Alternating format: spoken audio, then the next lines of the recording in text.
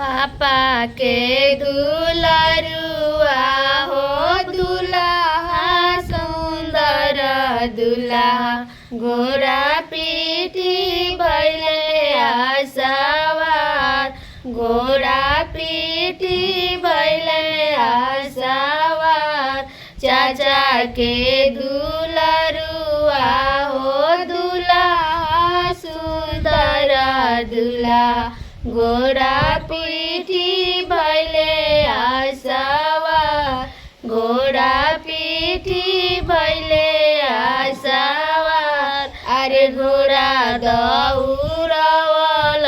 कवना पूर्ण गरिया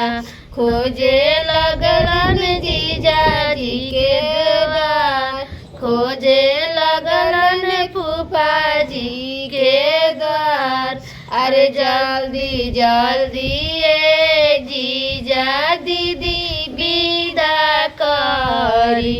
रौरो चलबी बरिया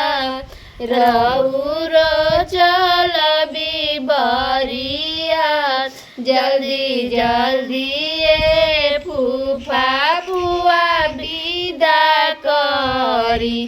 रौरो चलबी बरिया।